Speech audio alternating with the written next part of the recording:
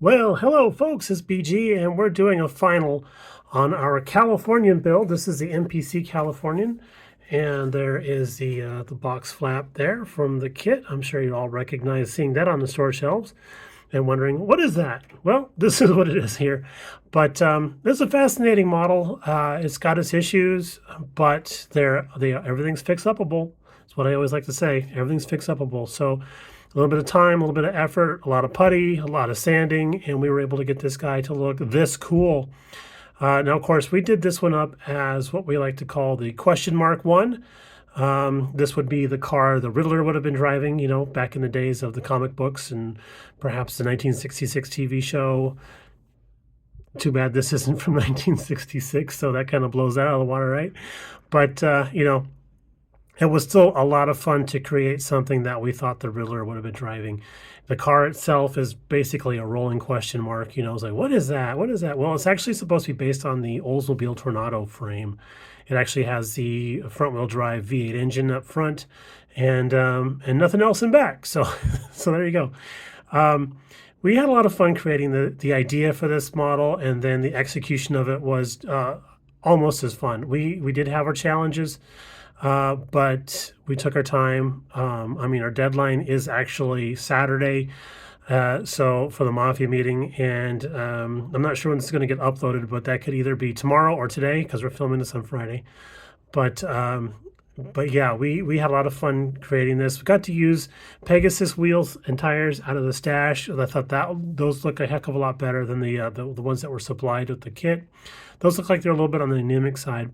It wasn't until final assembly we realized that this rear wheel here seems like it's shoved a little bit forward. Maybe the rod that I put in there, because the axle rods that came with the kit were going to be too short. So I just found some extra rod. That rod might be bent. I don't know why that's not kind of lining up very well, but it wasn't doing that in the past. So that is a little weird. But once we got to the stage of final assembly, everything was going really, really well. Until we put in the glass. Now, I don't know why I have this problem, but I will just take it upon faith that the transparent pieces will always fit just fine whenever doing these kits. And that when I say these kits, I mean car kits in general. Yeah, I neglected to go back in there and double check to see how everything fit. And I just put the adhesive on there, stuck it in place, and then walked away, then came back later on and started putting the interior tub together and the body in place and gluing everything together when I realized we had this misfit up here. It had fallen down. And I can't really fix that right now. I mean, I could rip it all apart and go back in there and fix it, which is the only way I can figure out how to fix it. So, there it is. But I was trying a different adhesive process this time, and I guess it didn't quite work out. We're using a special kind of tape that I can do a little bit more in-depth thing on later on. But yeah, it looks like it kind of failed me on this one. Other than that issue, I really like how this thing turned out, and I am proud to have this on my shelf. Whether or not it goes to shows, probably. If it does go to shows, it's going to be more of a curiosity thing. This is not going to be a trophy winner at all. But more or less, people walking by going, "Oh, that's weird." So, but yeah, the chassis pan underneath there is simplified, but it gets the point across. So with a little bit of detail painting, you can do a lot with that chassis underneath there. We have question marks as our wheel spinners, and these were created by our good friend Chris Rohde, who's also part of the Mafia Car Club. And he was looking for a project to try and test out his talents on, and I was like, "Okay, here you go. How about this?" And he was like, "Got it. Okay, cool." And then like a couple days later, he had those, and we were floored by it. I don't know if you can see it or not very well through here, but there is a question mark shift lever down inside there. It's a little delicate. It's kind of precariously glued in place, but when you're looking through the windows from the angle that I am sitting at, not necessarily the camera, it is very cool to see a question mark shifter. So I thought that was just killer. But yeah, we wanted to fill in these gills here.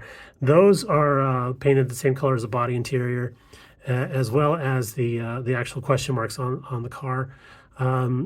There was these transparent red pieces that are supposed to fit in there, and they're a little bit warped. They didn't fit in there very well. And you know, if you ever worked with transparent plastic pieces before, you know they are very brittle and they don't like to take bending or anything like that.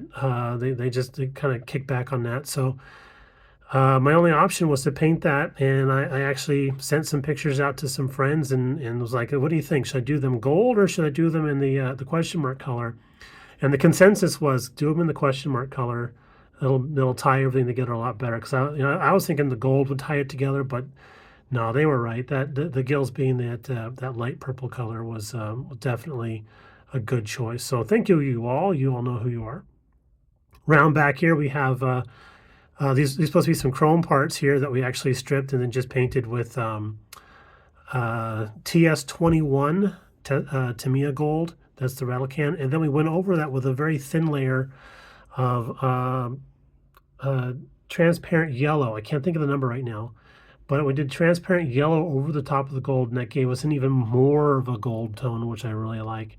As a matter of fact, these Pegasus wheels were actually chrome, and we just did a brush paint job over the top of those with some of that same transparent yellow, and I think they look stunning as they are now, especially with those green question marks in the center there. And coming around this side, we did have a couple of little flubs with the stencils, so they're a little bit blown out here and there. But I think that's kind of cool because it looks like he would have hit this thing with maybe a spray can, you know. So I kind of like that look. Around front here, this is just the regular TS21 that's on the beak. Kind of looks like a bird, an angry bird in the front there. But you just use regular TS21 on there. I didn't touch it up with the transparent yellow. I just wanted to leave it that way. Seemed like it was too large of a surface area to try and hit with that yellow paint and try to brush paint that and have it look good because the depth of color would have been shifting on that the whole time. We do have some Gundam marker chrome back behind the headlight lenses there in order to give it a little bit more of a headlight bucket look since we stripped all the chrome off of there. But let's take a look under the hood. Let's see if we can get that off of there with relative ease. Goes from the back. Oops. 3 hours later. There we go. There's the hood. Oh, there's a good shot of the hood here. There we go. Just stencils. Just stencils, airbrush with low pressure. Tickety-boo, Bob's your uncle. So, looks good with the hood off, right? Let's see if we can get in here and give it a tip. I got a tip for you. There we go. All right, there we go. There we go. So engine, V8 engine, we did strip all the chrome off the engine accessory bits, and then went back over them with TS21 gold, and then of course another coat of the transparent yellow to give it more of a antique gold look, I guess is the best way to describe that. But we really like how that engine bay came out. Did have to do quite a bit of work. There's this tub that fits in this down in there. That's actually the engine bay. And we had to take off part of the bottom, part of the top, and some key areas in order to get the front of the car to squish down. And then because the ride height was going to be super high in the front. So, that's sitting close to the edge. Don't want to have that Cobra incident again. So we had to do a lot of sanding, filing, and grinding to get that to all fit down together and come together a lot better. And then we still ended up with the holes for the axle, still ended up having to elongate the holes kind of in an upward fashion so that the axle would fit up in the area. We have that kind of glued in place now. Got a lot of great suggestions on how to handle that.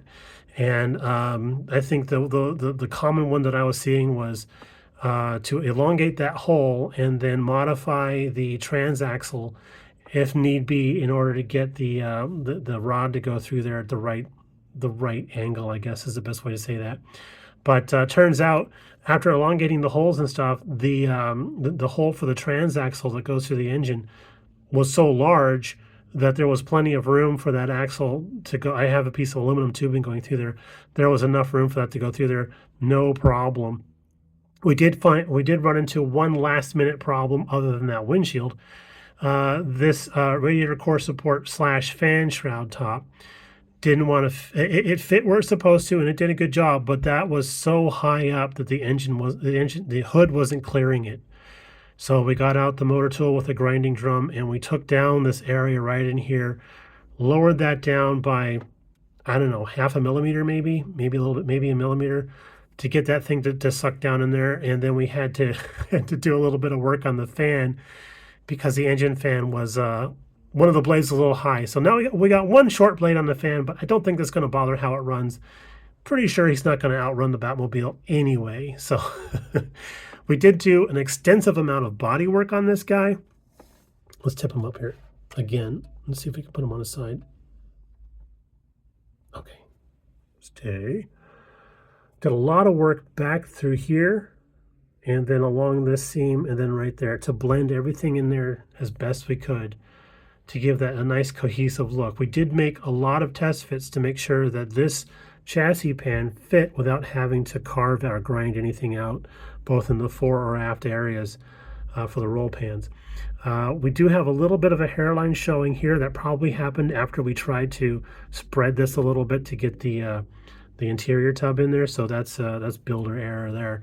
But yeah, we did our absolute best to try and get all this to just blend in and be really nice. And I got to tell you guys, I get blamed for being humble once in a while about my builds, and I'm going to say this. I am so bloody proud of myself for how that all came together. I just want to say that. But yeah, would I build this again? Probably. I probably would. Knowing what I know now, I would definitely give it another shot. I know where to watch out for problems. I'll probably have to refer to my own videos so I can remember what I had to deal with, because it was a long time coming. We're going to have some close-up shots of the interior, so because it's just so dark, it's hard to get in there and show you properly what it looks like inside there. But we'll have those tacked on to the end of the video. I hope you guys enjoyed the build as long as you stuck along with it. I mean, I really appreciate y'all hanging with us because it was a long time. But we got her done, and we're super proud of how it looks. And yeah, I can't say anything else. But wow, I'm glad it's done, and I love how it looks. Right, y'all, take it easy. Hang in there for the photos at the end, and we'll talk to you in the next one. Bye now.